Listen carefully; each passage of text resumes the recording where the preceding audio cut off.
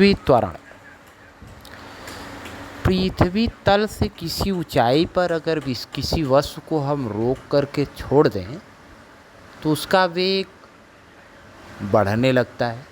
अर्थात पृथ्वी से कुछ ऊंचाई पर किसी रुकी हुई वस्तु को छोड़ने पर उसके वेग में 1 सेकंड में जितना परिवर्तन होता है उसे गुरुत्वीय त्वरण कहते हैं।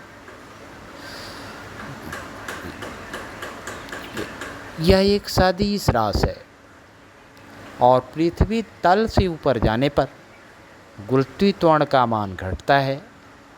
पृथ्वी तल से नीचे जाने पर गुरुत्वीय त्वरण का मान घटता है। अर्थात पृथ्वी तल से नीचे जाने पर या पृथ्वी तल से ऊपर जाने पर गुरुत्वीय त्वरण का मान घटता है। अतः पृथ्वी के केंद्र पर क्या हो जाएगा? शून्य हो जाता है। ठीक है ना। आगे है, पृथ्वी तल पर गुरुत्वीय त्वरण का मान लगभग 9.8 मीटर प्रति सेकंड स्क्वायर होता है। अतः इस प्रकार पृथ्वी तल से किसी ऊंचाई पर रुकी हुई वस्तु को छोड़ने पर उसके वेग में 1 सेकंड में जितना परिवर्तन होता है उसे गुरुत्वीय त्वरण कहते हैं।